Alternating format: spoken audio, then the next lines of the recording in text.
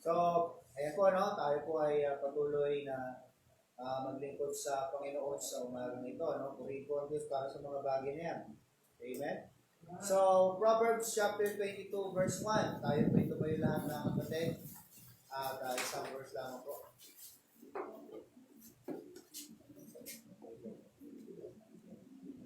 Isang verse. Sabi po diyan, a good name is rather to be chosen than great riches and loving favor, rather than silver and gold. Favor with God. Ano po? Tayo po manalangin. Aming Diyos, nakita sa lahat, Panginoon. Maraming salamat po Diyos sa umagang ito. Maraming salamat Panginoon sa presensya ng bawat isa, bawat kapatiran, sa aming mga bisita, at sa inyong salita sa namin nabasa, sa amin napakinggan specials, at sa awitin ng choir.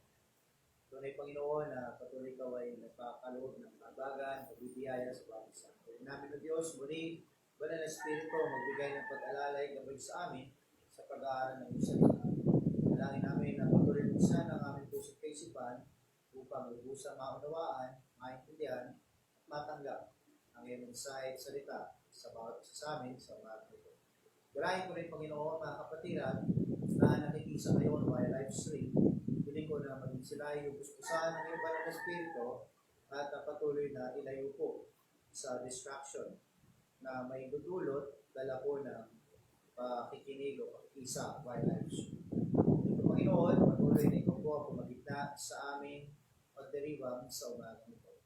Patawad o Diyos sa aming mga pagkakasala ng gampanan sa iyong harapan at ang dalangin sa pangalan ng Jesus. Ay, makakaupo na po. Pray for with God. So when we say pray for, mga kapatid, ito po ay yung pagkiling. Pagkiling o pakikisa. Nakukuha natin yung sa Tagalog ay pabor ng ating Panginoon. Pabor. Now, sabi po din sa verse natin binasa, loving favor is better than silver and gold. And well, most people would turn down a little silver and gold. Yan po katotohanan dyan. Hindi po basta lang yung binasa natin dyan, a good name is rather to be chosen than a great riches. Pero tinitignan natin dyan mga kapatid, ay kung tawagin ito mga kapatid is 22 verse 1b. Pangalawang phrase siya. And loving favor rather than silver and gold. Kaya po, favor with God. Na sinasabi din ngayon sa verse na binasa natin, na favor is better than silver and gold. Pero marami pong tao wouldn't turn down a little silver and a little gold for favor. Marami po sa pagpanahon natin ngayon, sa oras na ito mga kapatid, marami pong nagkalat na o mga tao na may mga tinatawag na bank account o may nakaabang sila doon sa kung meron kayong nabiling stocks. Nakaabang sa mga pagtaas, pagbaba ng stocks, nakaabang sa pag-increase ng dollars, pagbaba ng peso, nakaabang sa ganyan. Lahat nakaabang sa mga nagiging value ng mga riches, silver and gold dito sa mundo. Sabihin, itong in demand ngayon. Itong dapat natin gawin. Kasi itong in demand ngayon. Kaya dapat sabayan natin kung anong in demand. Para ang mga tao magpunta sa atin. Tama po? Nangyayari yan, So marami pong ganyan. So ngayon dito po mga kapatid, dahil nagagampanan ng tao yan, sabi nga, most people will turn down a little silver and gold. Kaya nangyayari mga kapatid, they didn't spend much time cultivating favor with God. But instead, they spending much time cultivating favor with riches, gold, and silver. Nandoon lahat, nasa yaman lahat. Gusto nilang maging malapit sa kanila yung mga yan. Kaya nga minsan may mga nagbebenta ng mga pampaswerte para maging malapit sa'yo ang yaman. Pampaswerte para ang mga negosyo ninyo ay umasenso. Puro yun yung ginagawang cultivating, puro patungkol sa riches. Pero patungkol po sa pag-cultivate, mga kapatid, ng favor sa Panginoon, maraming tao sa panahon ngayon, walang pakialam. Walang pakialam. Now, si Solomon, who had both, meron siyang yaman at meron siyang pabor pa rin sa Panginoon, parehas yan. Kasi nung nanalangin si Solomon, sabi niya sa Panginoon, Lord, bigyan mo ako ng understanding heart. Yun lang ang hiningi niya sa Panginoon eh. Sabi niya, bigyan mo lang ako, Panginoon, ng understanding heart that I may lead your people. Para ma-lead ko itong iyong mga tao ng mahusay. Nakita ng Panginoon ng kanyang puso, nakita ng Panginoon ng kanyang kaisipan, nakita ng Panginoon ng kanyang intensyon. At sabi ng Panginoon, hindi lamang understanding heart ang ibibigay ko sa iyo. Ipo-provide ko din sa iyo maging yung hindi mo hiningi. Pero sa kanyang yaman, talino, at yung hinihingi niya. Kaya sa nabubuhay na tao, hindi lamang si Solomon ang isa sa matalinong taong nabuhay, maliban sa Panginoon sa Kristo, isa rin siya sa pinakamayamang taong nabuhay. Mayaman, matalino, at naniniwala ako may itsura din siya. Oo. Dahil yung standard ng paglalagay ng hari sa Israelita ay may pasiyan. Si King Saul nga, maganda ang statue ni King Saul. Si David, maganda rin ang kanyang statue. Yung salita ng Panginoon. So ngayon, nakuha niya maging yung favor ng Panginoon. Malapit si Solomon sa Panginoon. Ngayon, ito mismo sinasabi niya, ito kung binasa natin na chapter 22 verse 1, ay si Solomon mismo ang nagsalita. Na meron siya nitong parehas, meron siyang pabor sa Panginoon, meron din siyang yaman sa Panginoon. Pero ang sabi ng Panginoon, mga kapatid, is loving favor was better. Mas higit, mas maganda yung pagkakaroon ng loving favor. Now, tignan natin mga kapatid, na one of the outstanding characteristics of some of the most notable figures in the Bible is that they obtain favor with God. So, tignan natin yung mga listahan ng mga tao naka-obtain ng favor sa Panginoon. Mga tao sa Biblia na naka-obtain ng favor, may kita niyo po dyan, Una dyan ay ang Panginoong Jesucristo. May kita natin sa Luke chapter 2 verse 52. Ay sabi niyan, and Jesus increased in wisdom and stature and in what? Favor with God and man. So bakit sinasabi, teka lang po, para hindi tayo malito, bakit sabi mo sa tao, Panginoong Jesus, tao, opo, doon sa kanyang katawang tao. Ano po? Sa kanyang katawang tao. Sapagkat ang Panginoong sa Kristo ay 100% nagkatawang tao at 100% Diyos. At nagampanan niya mga kapatid, bilang isang tao, nung nandoon siya sa katawang tao, just to perform his earthly ministry, nag-increase siya sa wisdom and stature, yung kanyang pangangatawan, lumaki siya, dumaan siya sa proseso ng pagiging tao, and in favor with God. Hindi lamang yan, si Mary, sabi sa Luke chapter 1, verse 13, and the angel said unto her, fear not, Mary, for thou hast found favor with God. Tama po? Hindi lamang yan, si David din, sabi sa Acts chapter 7, verse 46, who found favor before God and desired to find a tabernacle for the God of Jacob. Pero hindi na siya ang nakapagtayo. Kasi si David ay man of war. Kaya ang nakapagtayo na ng tabernacle na yan ay ang kanyang anak na. Hindi lang yan mga kapatid. Sino pa? Si Daniel. Sabi dyan mga kapatid sa Daniel chapter 1 verse 9, now God had brought Daniel into favor and tender love with the prince of the eunuchs. See? Si Abraham in Genesis chapter 18 verse 3 and said, my Lord, if now I have found favor in thy sight, pass not away, I pray thee, from thy servant.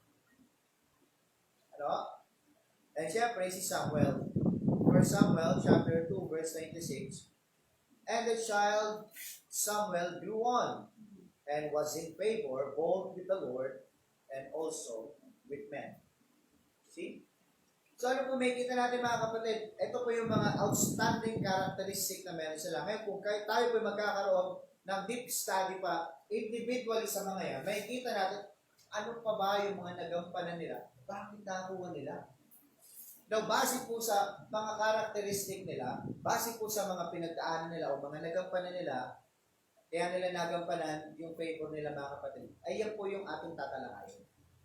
Ano-ano ba yung meron sila mga kapatid? Ano? Sila lamang po yung mga ilan lamang po sa mga top people in the Bible. Now, if we can discover how they obtained favor with God and do what they did, then perhaps we can find favor with God as well. Ano, kung talagang i-discover natin, i-analyze natin ano ba yung mga na-obtain nila, nagampanan nila para makamit nila yung favor ng Panginoon at gampanan natin, makamit din natin yung favor ng Panginoon sa atin. Pero bago tayo magpatuloy, kayo ba interesado na magkaroon tayo ng favor sa Panginoon? Ano? Tayo ba interesado? Kasi kung hindi tayo interesado magkaroon tayo ng favor sa Panginoon, ibig sabihin na ang Panginoon ay nakakiling sa atin at tayo nakakiling sa Panginoon na parang ikaw ay nakikipag-usap sa katabi mo lamang. Ano? So ano po ba yung mga meron? Ano? So a person obtains favor with the Lord by, number 1, may kita natin dyan, righteousness. Righteousness, katwiran. Ano? In Psalm chapter 5, tignan po natin. Psalm chapter 5, verse 12.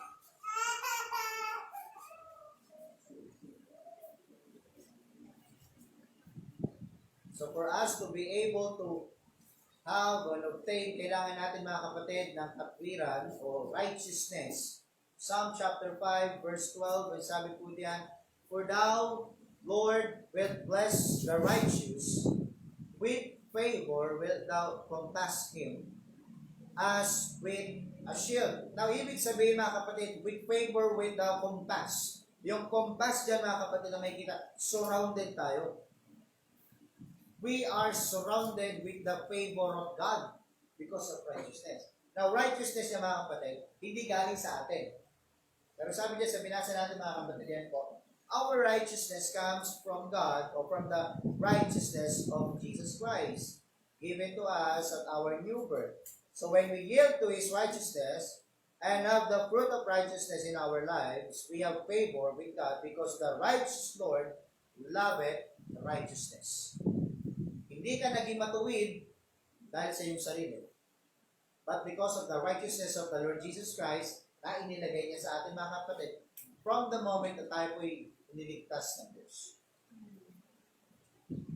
Kaya naging karapat-dapat tayo sa kaharian ng Panginoon, sa kalangitan, it is because of the righteousness of the Lord Jesus Christ. Not because of our own righteousness. Kung katwiran lang natin mga kapatid ang usapan, wala pong matuwid sa atin dito. Sabi po ng salita ng Panginoon, walang matuwid, wala, ni isa. Sabi ng Romans chapter 3. Wala. Kahit po batang maliit, hindi matuwid. Kahit po si pastor na nag-aayat ng salita ng Panginoon, hindi matuwid. But because of the righteousness of God, we can obtain favor with God. Inilagay niya sa atin ngayon. Kaya nga, instead na tayo po yung nakapako ngayon sa krus, iyan po yung inako ng Panginoong Jesucristo, at inari tayong ganap mga kapatid, ang mga kasalanan ay kanyang inakot, nilagay sa kanyang sarili, upang ang bawat isa po sa atin ay maka-obtain ng katwiran at maging karapat-dapat sa pagharap sa Panginoon pagdating ng araw na tayo ay uuwi na sa langit. Tama po? So, isa po yan mga kapatid, righteousness, katwiran. Pero hindi po katwiran na nanggagaling sa atin, kundi ang katwiran na nanggagaling mismo sa ating Panginoong Jesucristo. Righteousness. Hindi po nakabase ang ating katwiran sa tao, sa pastor, sa leader, sa counselor. Ito po dapat nakabase sa ating Panginoong Jesucristo. Sapagkat sabi ng Psalm 11:7 is, the righteous Lord loveth righteousness. Hindi po ibig ng Panginoon ang wala sa katwiran. Kaya kung nag-iisip tayo, kahit wala tayo sa katwiran, alam ko, naiintindihan ito ng Panginoon. Hey, kapatid, hindi po totoo yun. Sapagkat ang Panginoon ay hindi po umiibig sa wala sa katwiran. Huwag natin ipilit na sasabihin natin, alam ko, naiintindihan ng Panginoon itong ginagawa ko, kaya ako nagagawa ito kasi para sa pamilya ko at naiintindihan ito ng Panginoon. Kapatid, huwag mong ipilit. Kung wala yan sa katwiran ng Panginoon at alam mong hindi yan tugma sa kalooban ng Panginoon, hindi yan yung kalooban ng Diyos. Sapagkat sabi ng salita ng Diyos, the righteous Lord loveth righteousness.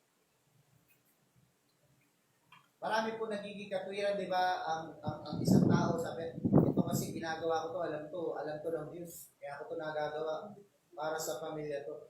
Para sa pamilya to. Kahit masama na yan. Tama po? Kahit hindi na tama yan. Basta sasabihin, alam ng Diyos yan para sa pamilya yan. Para pagdating ko sa kabilang buhay, meron akong iaharap sa Panginoon. Kapatid, hindi yan ang iaharap ko sa Panginoon. Hindi yan yung katwiran na iaharap natin sa Panginoon.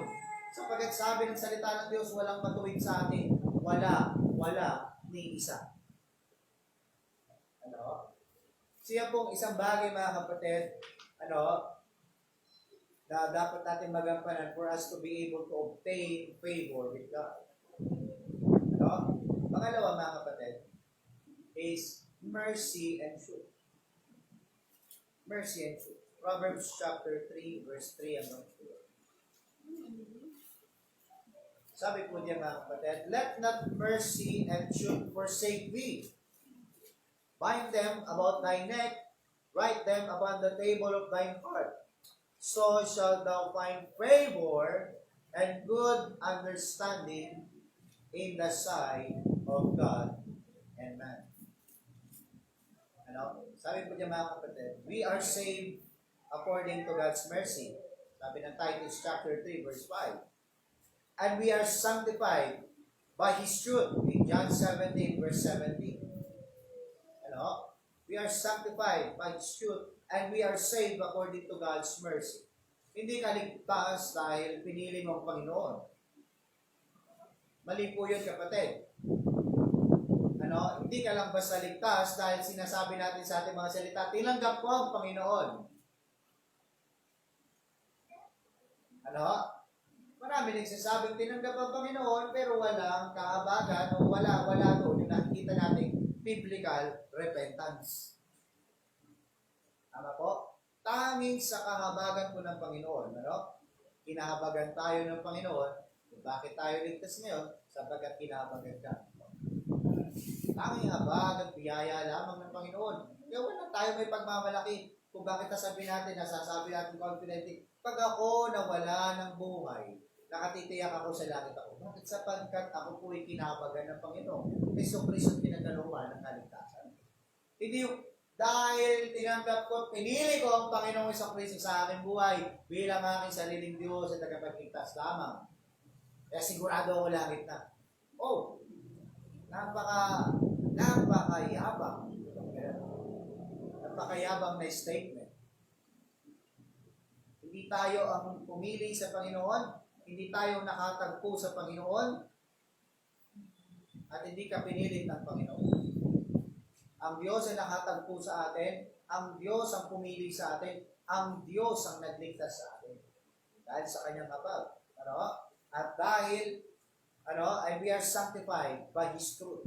Sa katotohanan na kanyang pinagkaloob sa atin, nagkaroon po ng sanctification. Sanctification. Therefore, to have favor with God, we first need to be saved and sanctified. Then we need to extend mercy to others. Kaya po nagsishare tayo ng salita ng Diyos sa iba ngayon. Nagbabahagi tayo ng salita ng Diyos sa ibang tao ngayon.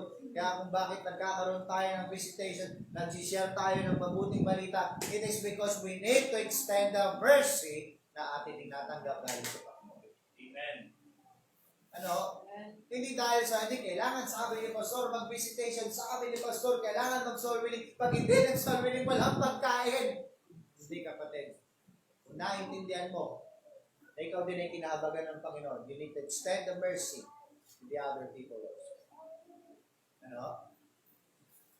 Eh sabi ng isang pastor na nag-share sa isang bus, katabi niya, sinira niya ng mensahe ng kaligtasan ng Panginoon, ng salita ng Diyos. Nasabi niya itong ayaw makinig. Ayaw makinig ng kanyang binabahagyan. Sabi niya ngayon ng pastor, pakinggan mo ako kasi kung hindi kita mahal, hindi ko gagawin sa ito. Pakinggan mo naman. At tapang ng pastor. Nagulat tuloy yung stranger. Sige po, tinanggal yung headset. Pakikinig na po ako. Mahal kita kaya ako sinasabi sa ito eh. Tapos hindi mo lang pakikinggan. Ano, seryoso yung man of God sa kanyang ginagawa. Na-extend niya yung mercy, mga kapatid. Ano? So the Bible says, with the merciful, thou wilt show thyself merciful. Kailangan mga kapatid, ipakita din natin na maging ikaw ay mahabagin din. Ano? Mahabagin din. Ikaw na kinahabagan, mapakita mo rin sa ibang tao na ikaw ay mahabagin din. Sapagat tayo ay kinahabagan lang din. Sino ako dito? Ako po'y kinahabagan lang. I am a sinner saved by grace. Kundi sa biyaya at habag ng Panginoon, wala po ako dito. Tama po? And we need to walk in the truth and be truthful. We should not be false witnesses, exaggerators, liars, or those who withhold truth. We need to be true with God, with ourselves, with our family, with our friends, and with our acquaintances. Sabi ng Apostle Paul, I speak the truth in Christ and lie not. Walang halong pambobola, walang halong kasinungalingan. We need to speak for truth para sa ating pamilya, sa ating mga kamag-anak, mga kapatid, kahit kanino pa. Huwag ka masyadong exaggerate. Sabihin mo lang, kailangan nila ang Panginoon. Ano? Kaabagan tayo ng Panginoon. Hindi tayo sa kaabagan. Mercy and truth, kapatid. Ano? Sabi dyan sa binasa natin sa Proverbs 3, ano? Let not mercy and truth forsake thee. Ano? Bind them in thy neck. Yung pagkakagamit, bind. Talagang ipalupot mo. Ano? And sabi pa dyan, write them upon the tables of thine heart. Yung habag at katotohanan ng Panginoon. Dahil sa habag ng Diyos, tayo pinaligtas at ang katotohanan niya siyang nagbigay sa atin ng sanctification. Bakit po yung katotohanan, yung truth, ang nagbigay ng sanctification? Mayroon kang nakamis ng katuruan. Tama po? Hindi po lahat sa atin dito pinanganak ng Baptist. Hindi lahat. Hindi lahat sa atin dito family natin Baptist. Tama po? Hindi lahat sa atin dito namulat sa salita ng Panginoon. Madalas po sa atin, marami sa atin namulat po after tayo sa tradisyon ng ating mga ninuno. Dahil ito'y tradisyon na nila, na ipagpapatuloy, na ipapasa-pasa, at kapag may isang tumaliwas doon, hindi sumunod, hindi tumalima doon sa tradisyon na yun, matinding paghuhusga matatanggap mula sa ating pamilya. Tama po? So ngayon, nung natanggap natin yung katotohanan, yung truth na yan, galing sa Panginoon, yan po ang nag-sanctify sa atin. Ano? Sinanctify tayo ng Panginoon. Ano? Nalinis tayo, naayos tayo ng Panginoon. Sanctify. Yung akala natin, na nakagis na nating turo, nung nakita natin yung katotohanan, sinanctify tayo. Kaya po nabuo po sa aking kaisipan, mga kapatid, na hindi ibig sabihin matagal nang ginagawa yung bagay na yun, ay tama na. Pagdating sa ating pananampalataya, hindi ibig sabihin maraming gumagawa, ay tama na. Hindi ibig sabihin matanda na yung mga gumagawa, tama na. You need to see for yourself. Ikaw mismo makita mo. Hindi rin naman lahat ng bata, tama. Hindi rin naman lahat ng matanda, tama. Dahil may tama lang, ay ang Panginoon. Ang katotohanan na nananalaytay sa kanyang salita. Now, by having that, mga kapatid, mercy and truth galing sa Panginoon, ibig sabihin, kaligtasan at sanctification na nanggaling sa Panginoon, we can obtain favor with God. Sapagkat ang wala sa Panginoon, ang wala sa panig ng Panginoon, wala pa sa ilalim ng kamay ng Panginoon, they cannot obtain favor with God. Wala pa silang pabor sa Panginoon. Ano? Kailangan mo lang maligtas. Maligtas at masanctify. See? Pangatlo mga kapatid. Wala kasi nagsabi kung may birthday ngayon. Ano? Wala may birthday ba ngayon? Ay, si Simon pala. Oo, birthday ni Simon. Bibilisan ko ba, Simon? Kasi nung nakaraan, binilisan natin, kaya may nagluto. Pero di kita pinipilit, sir.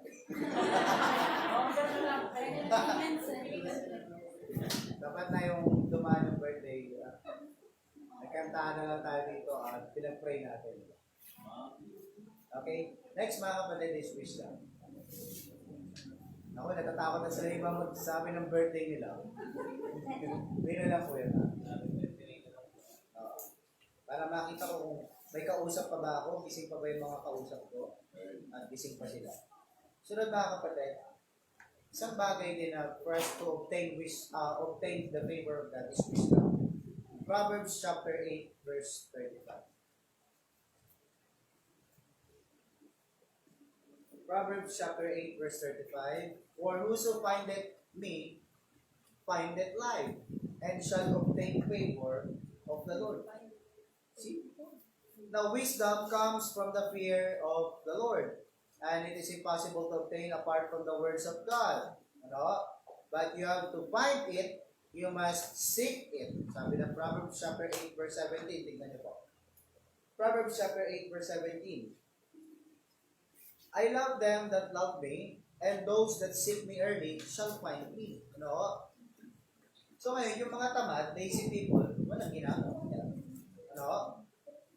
Kaya sabi ng 2 Timothy chapter 2, verse 15, not studying, and so they are not approved by God. Ano? So what we need to do, sabi niya, is study to show and approve. Sinasabi sa 2 Timothy, mga kapatid. Ano? So, wisdom comes from the fear of God. Now, yung fear dyan, mga kapatid, hindi yung pag sinabi ang pangalan ng Panginoon, nanginginig ka na. But the meaning of fear there, mga kapatid, is reverence. Reverence. Ano? Kasi magkaiba yung fear lang na natatakot ka. Natatakot ka kapag alam mo nandyan na. Tama po? Yung sitwasyon ni Satan at ng Panginoon nung nag-usap sila patungkol kay Job. Ano? Pakiusap mga kapatid, stop sharing this. Nakikita ko sa social media yung ganito eh. Nagbubunong braso si Satan at ang Panginoong sa Kristo. Pag hindi mo sinerto, anak, talo ang Panginoon. Pakiusap, in a biblical aspect kapatid, si Satan hindi kaya tumingin sa mukha ng Panginoon. Yes, amen. Hindi niya kaya tumingin. And from the moment na sila po nag-usap, ang Panginoon, at si Satan, patungkol kay Job, ang kanilang posisyon, hindi po nakaganon si Satan na nagmamataas pa. Sapagkat isang anghel lamang si Satan, na fallen angel, isang created being lang. Hindi siya makatingin sa mukha ng Panginoon. Habang kinakausap niya ang Panginoon, nakayutulan mo. Ang isang taong guilty sa isang kasalanan, hindi makatingin. Ganun yan, eh. Hindi, Panginoon, kaya naman naglilingkod yun sa'yo kasi pinagpapala mo with fear and trembling. Apang sinasabi ni Satan, nanginig siya. Takot siya sa Panginoon. Tignan mo, ito po yung fear na isang klase. Takot siya, pero walang respeto. Pero yung sinasabi ngayon dito sa atin sa Proverbs, na wisdom comes from the fear of the Lord. Fear means reverence. Kapag may reverence ka, yung reverence ibig sabihin, mataas na pagtingin at respeto sa Panginoon. Kapag mataas ang pagtingin at respeto natin sa Panginoon, mataas ang pagkilala natin sa Panginoon, tinitingala natin o tinatanaw natin yung kabanalan ng Panginoon, nakakahiya po kahit hindi natin kasama physically ang Panginoon, alam natin, nakikita tayo ng Panginoon, nakakahiya po gumawa ng kasalanan. Kasi nandiyan dyan yung takot natin sa Diyos eh. Yung takot na ibig sabihin is reverence. Hindi man tayo nakikita ng individual nating kapatiran, pero naniniwala tayo, nakikita tayo ng Panginoon. Saan man dako ng mundo tayo naroroon. Tama po? So yan po, no? Wisdom comes from fear of the Lord. Ano? So wisdom also comes from good counsel.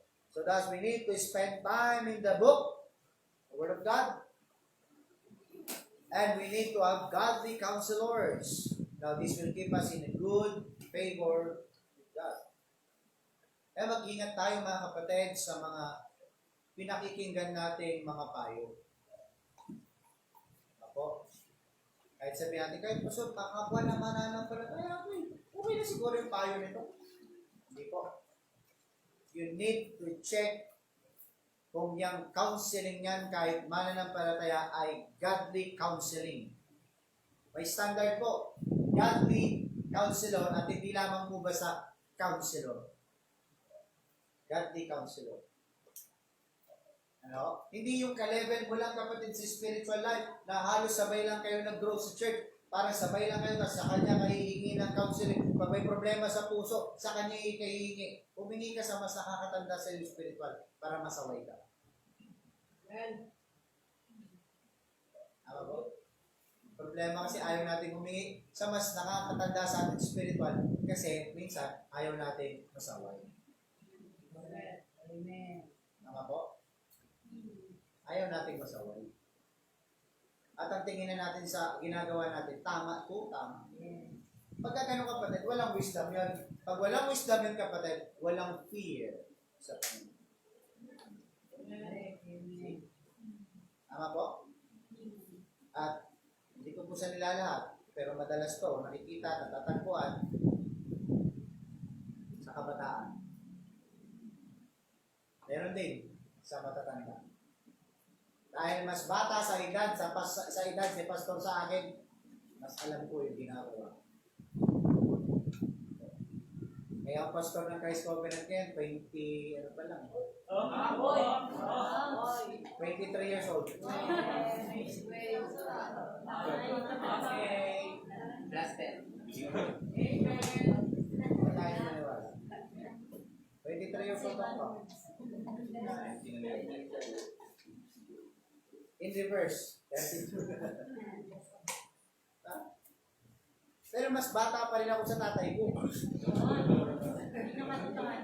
Oo, nag-react na gusto ang tatay ko. Map naman. Wisdom, kapatid. If you want to obtain a favor from God, we need to have wisdom. And for us to gain wisdom, comes from the fear of the Lord. And it is impossible to obtain apart from the words of God. Kung wala pong salita ng Panginoon mga kapatid, you cannot obtain wisdom and favor of God. Even in decision making kapatid. Sa pag-create natin ng decision making, we need the wisdom from the Word of God. And sabi ni James, if any one of you lack of wisdom, let him ask of it.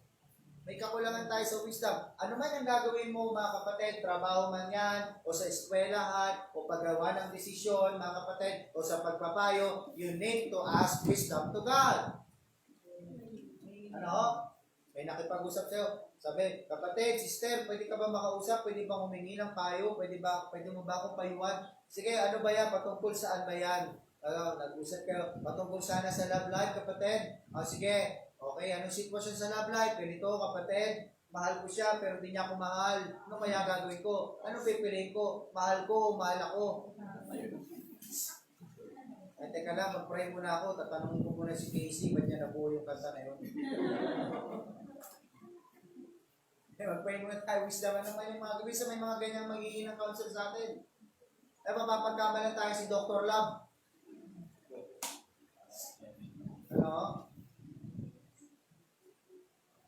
Oo, di naman ako mahusay sa pag-ibig eh. Pero may mga, hindi natin maiwasan humihingi ng counseling sa pag-ibig. Oo. Pero humihingi din ng counseling sa pagdidesisyon. Okay yan nga kapatid. Kahit sino sa atin, pwede magampanan yung bagay na yun. But what you need to do is you need to ask wisdom from God. At hindi ka maka-obtain ng wisdom from God and favor with God if you don't fear God. And apart from His word.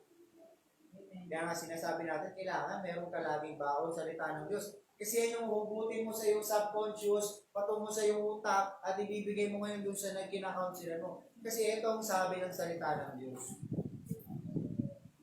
Hindi itong sabi ng Precious Hearts Romance, nabasa ko nga doon. Ganyan na ganyan yung story ni Selang. Pares na pares kayo ni Selang. Ano? Sabi niya, nagkaganyan din sila ni Dado. Diba? Nabasa ko yun sa Precious Hearts. Ano nangyari? Ito ginawa nila. O diba, saan ka nakuha ng references to counsel? Doon din sa word details. Kasi nang puno ka utak. Puno yung utak mo. Pero kapag saturated tayo ng salita ng Panginoon, that is the wisdom of God. Wisdom. Ano? Huwag lang kapatid basta counselor mo kahingi na counselor. You need to check if that counselor is a godly counselor. Expect kapatid, kapag godly counselor mag-counsel sa'yo, sa iyong nilalapit, expect mo kapatid, kapag nakita ng counselor, ng godly counselor, merong pwedeng magdulot ng kasalanan dyan. Expect ka na ng review. Mag-expect ka na ng sawal. Tama po? Para ka nagpasa ng test paper. Pagpasa mo ng test paper, finals daw yun. Sabi ng teacher mo, pag bumagsak ka dyan, 5 ka. Kailangan at least 95% makuha mo. Kinakabahan ka, pagpasa mo, natatakot kang, hindi lang kaya mo. Alam ni teacher yung tama eh. Pagpasa sa'yo, 94.5, bagsak! Kasi sabi ni teacher, 95. Sakit na gandami. So wisdom. We need wisdom. Next mga kapatid, understanding. Unawa. Proverbs chapter 13, verse 1. Proverbs chapter 13, verse 15. Good understanding giveth favor, but the way of transgressors is hard. So understanding is different than wisdom. In that you have to live it and work with it and do it and grow in it. So understanding comes from time applying wisdom. So a person can have the wisdom to know that suffering accompanies fellowship with God. But until you have lived this suffering, you don't really understand it. Ano? Yan po ang understanding kaysa sa wisdom. Ano po, kanina wisdom yung nakita natin. Pero itong understanding mga kapatid, you have to live it and work it with it and do it and grow in it. Kailangan gawin natin yun. Ano? So understanding comes from time applying wisdom. Kung wala tayong wisdom, wala rin yung understanding. Kaya magkakadugtong yan kapatid. Kailangan din ng wisdom para sa understanding. For us to obtain favor of God, we need to have a good understanding. At yan din ang pinag-aaralan natin sa ating Sunday School mga kapatid. Na understanding the scripture. Napaka-importante mga kapatid na mayroong pangunawa. Sabi ko nga, kapag naunawaan mo ang salita ng Panginoon, may pangunawa tayo sa salita ng Panginoon, hindi po mahirap sa atin i-apply ang salita ng Panginoon. Kasi naunawaan mo. Ito ang prinsipyo. Dapat mo lang talagang i-apply. Kasi kung hindi mo i-apply, madisgrasya ka. Tama po? Yung prinsipyo, pag hindi natin i-apply, madisgrasya lang tayo. Ano? Parang balik uli yung prinsipyo sa pagmamaneho. Ang prinsipyo sa pagmamaneho na mag-break ka ng maaga. Huwag ka mag-break pag malapit ka na, mabangga ka. Hanggat maaari, mag-brake ka dahan-dahan. Hindi, kakapit naman kagad yung preno eh. May ABS naman to eh. Pagtapak mong ganun, bumangga ka pa rin. Kasi nga, kamo may ABS, di dahan-dahan ang hinto mo. See? Ang prinsipyo, magpreno. Kung hindi, madisgrasya ka. Ang prinsipyo, makakita tayo ng tinatawag na pedestrian lane, pwede ka mo nang huminto, huwag ka magdire-diretso. Pag hindi mo sinunod yung prinsipyo, bangga ka. Pwede. Pinakamahirap mahuli talaga sa loob ng Subic. Walang stoplight, pero daming crossing. Pero nakalagay lang doon, first stop, first go. Pumunta kami ng kasal ng aking bayaw. Uwi kami, nakasakay kami sa van. Isang driver ng van, hindi siya pamilyar sa batas ng Subic. All-way kami, dalawang van. Nagra-radyo niya, nilaradyo na niya yung una, yun yung experienceado sa loob ng Subic. Sabi niya, bago pala pumasok, pre, huwag kang bubuntot sa akin, first stop, first go. First stop, first go. Alam mo na yun. Sige pre, susundan na lang kita. Nakakalimutan niya, mga kapatid. Nakatingin niya sa rear view. Umistop na yung kinalalagyan namin van. Nung umistop, ayan na, marami nang dumaan din crossing. Siya yung unang komento, siya yung unang abante. Yung pangalawang komento, yun ang abante. Bumuntot yung kasama namin. Maya-maya, ayan na yung agad. Naku po, inintuan niya, sabi ko. Nakita nun ako, sabi ko sa'yo, pre, niradyo niya ulit. Sabi ko sa'yo, pre, first stop, first go, ba't ka bumuntot? Sabi ko sa'yo, susundan nila puti. Muntik na matikita. Sabi siya, hindi natin i-apply yung prinsipyo na naintindihan natin sa bagay-bagay niya, madisgrasya talaga. Kaya kung naintindihan talaga natin ng prinsipyo ng salita ng Diyos, i-apply mo lang yan. Hindi kayo papahamak. Ano? Hindi kayo papahamak yan. So, napaka-importante po ng understanding for us to obtain the favor of God. Prinsipyo yan eh. Ano? Sunod mga kapatid, is goodness. My goodness. See? Goodness in Proverbs chapter 11, verse 27. Proverbs chapter 11, verse 27. Parang summer na, no? Napakainit. Masabi po diyan mga kapatid, he that diligently seeketh good procureth favor, but he that seeketh mischief, it shall come unto him. So sabi niya mga kapatid, ano? Diligently seeketh good. Ano? Yung naghahanap po ng talagang mabuti. Ano? So sabi niya mga kapatid, this favor comes from seeking good. Now, today's society seeks pleasures and mischief. Ano? Just look at the things they watch, hear, and say. What we want to do is seek good. Sa panahon natin ngayon. Ano? Kaya nga may mga choices eh. Ayoko yan, hindi yan maganda, hindi yan maganda. Si Lois nanonood minsan yan sa amin ng YouTube Kids. Alam niyo bang hindi pala maganda yung YouTube Kids? Ano? May hindi maganda niya sa YouTube Kids. So binabantayan namin siya kahit nanonood siya ng YouTube Kids. Ano? Meron dyan yung tinatawag na Vlad and Nikki. Mga Russian yun, Russian children yun. Hindi maganda yung tinuturo.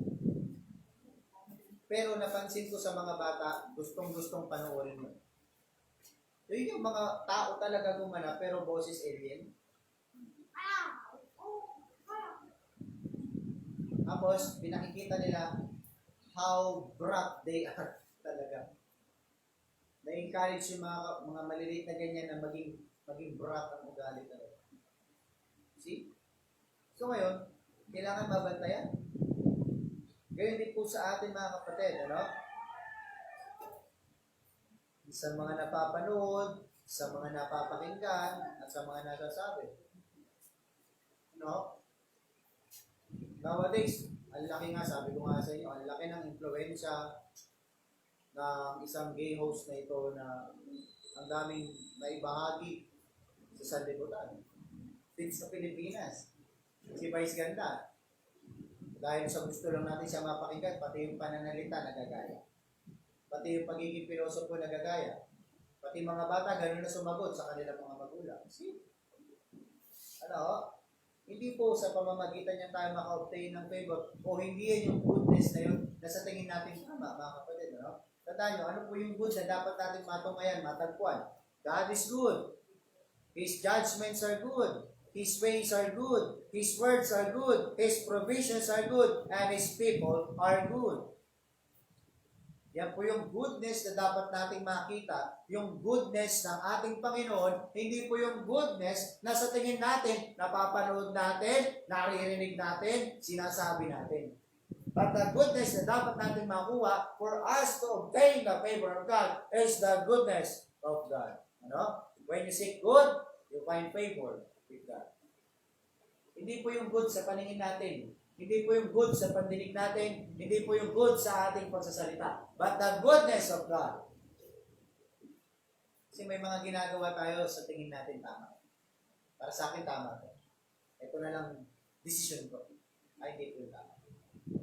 We need to seek the goodness of God. And we can obtain the favor of God. Amen? Amen. Amen. Nandiyan pa ba kayo? Amen. Ano? May pagkain po tayo sa bahay ninyo. And lastly, mga kapatid, nakikita natin dyan is marriage. Bakit may marriage na? Proverbs chapter 18, verse 22. Sabi po dyan, whoso findeth a wife, findeth a good thing and obtaineth favor of the Lord. Now, this is true, mga kapatid, when you find a prudent wife who is from the Lord, sa verse 14, tignan niyo po. The spirit of a man will sustain his infirmity, but a wounded spirit who can bear? Sabi dyan, 19:14, sabi dyan, mga kapatid, house and riches are the inheritance of fathers, and a prudent wife is from the Lord. Ano?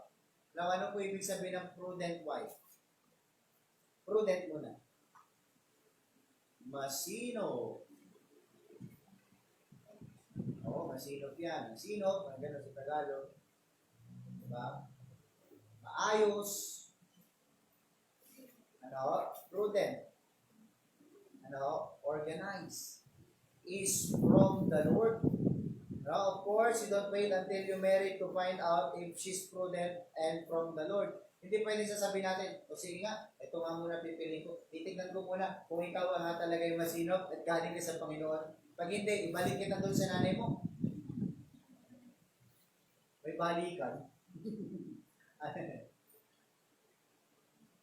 Sabi nga nung biro-biroan, ang hirap daw mag-alaga ng mister.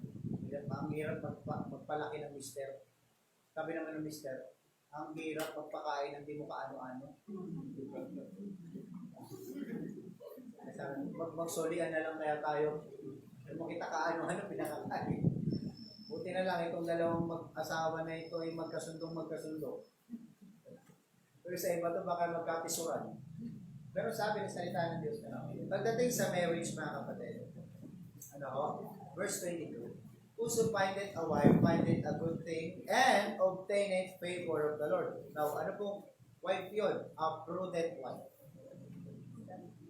Kaya blessing, mga kapatid, sa atin, mga may asawa dito, mga kapatid, yung asawa natin, blessing yan galing sa Panginoon. Blessing sa akin ang asawa ko, si Mamba, blessing yan. Kasi, nagtsatsaga siya sa akin. Diba? Nagtsatsaga siya sa akin. At masinop, kung ano yung kapilitaran, hindi ako masyado masinop ang asawa ko. Prudent wife. Blessing. Kami ni Lois, kumakakuha na lang kami ng damit sa drawer eh. Isang sipag mag-rolyo yan. Kulang na lang, lagyan ng gandaan para maging maayos ang organisado, maayos ang tahanan, maayos ang lahat. Tama? Blessing yan, blessing ang asawa ko. Pwede mo ba sabihin blessing ang asawa ko sa mga may asawa dito? Mga tatay, sabi mo sa asawa mo, blessing ka sa akin. Sabi nga natin.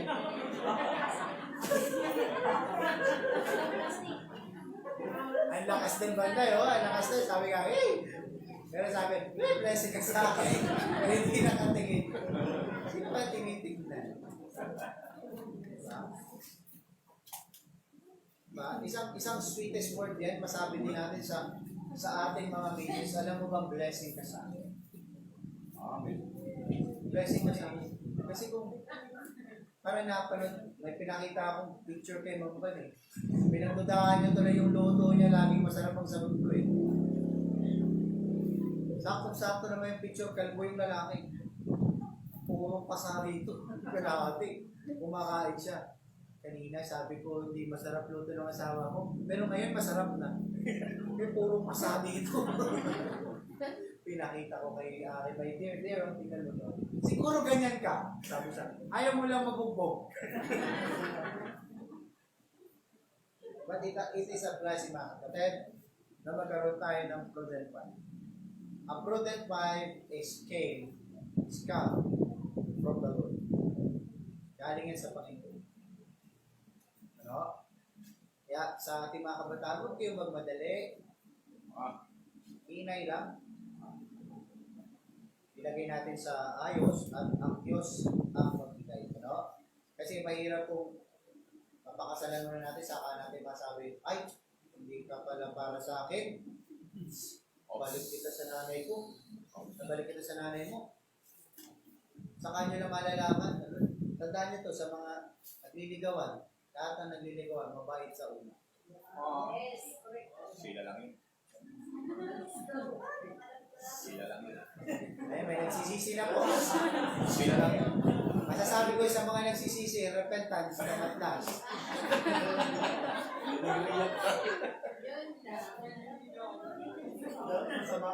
Yung paso, nilunok na lang.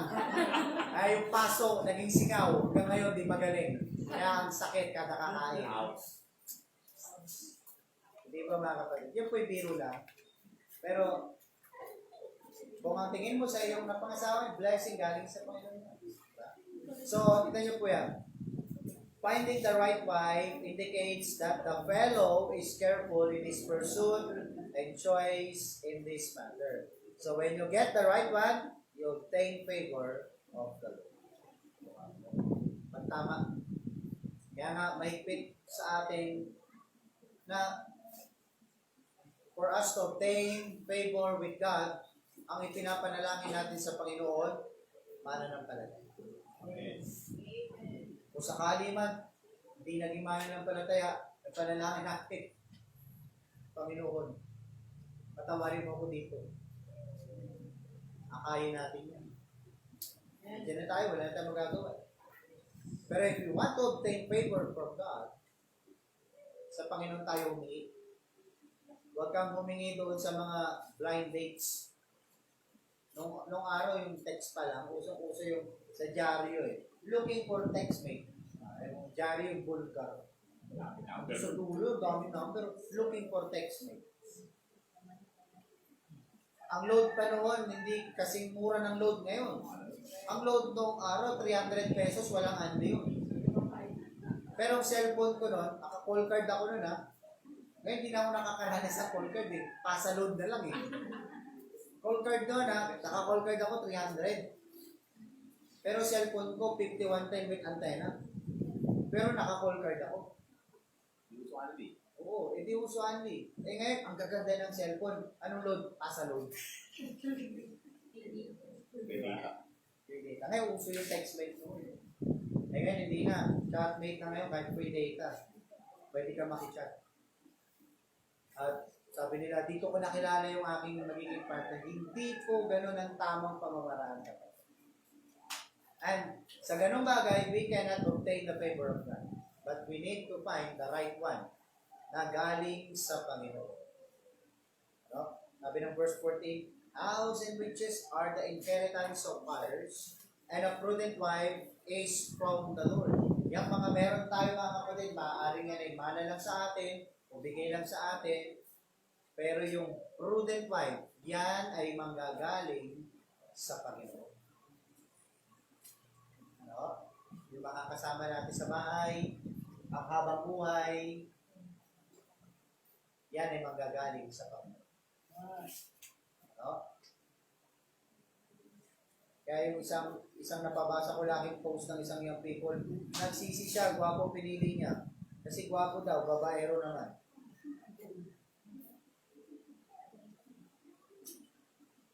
Oo. Lagi ko nakikita yung post laging bitterness Hindi ko nakita na nagpasalamat at pakilala. Kasi nga gwapo, ayan tuloy, babaero, lasinggero pa daw.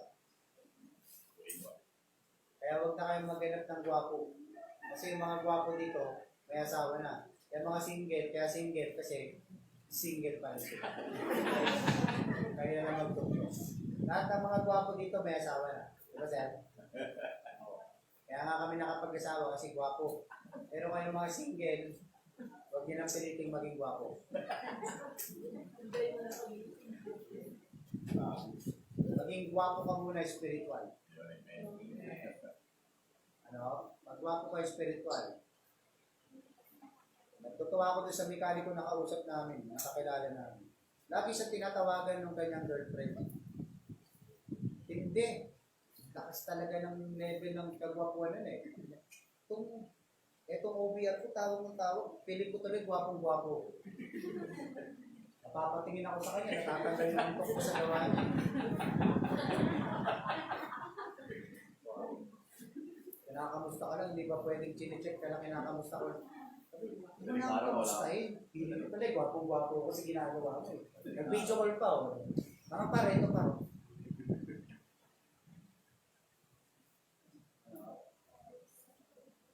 In marriage, meron din pong ma-obtain natin ang favor ng Panginoon if nakita natin yung right one. Galing sa Panginoon. See? Kasama yan kapatid for us to obtain the favor of God. Kasi may mga pagkakataon kapatid. Kapag hindi po galing sa Panginoon, yung ating natagpuan, yung ating nakasama, yung ating pinili, minsan yan po nagiging hadlang sa atin para makapagpatuloy sa Panginoon. Tama po? Hindi ko po sinasabi to dahil para lang sabihin, pero ito po may katotohanan. Hindi na natin matanggihan sapagkat ito'y asawa natin. Hindi naman pwedeng sila ay awayin mo para lang makapagsimba ka. Hindi, sisibahan ko, mas pipiliin ko simbahan. Hindi, pinili ko na yan Naaalala niyo po si Pastor, ano man ang iyong naging desisyon, you need to face the consequences of it. So in every decisions we make mga kapatid, lagi pong may consequences yan.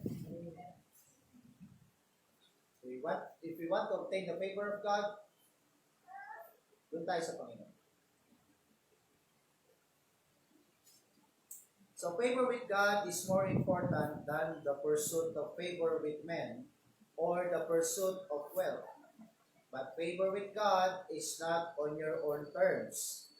Rather, it is on God's term, and these are the ways we obtain favor with Him. Yan po yung mga bagay.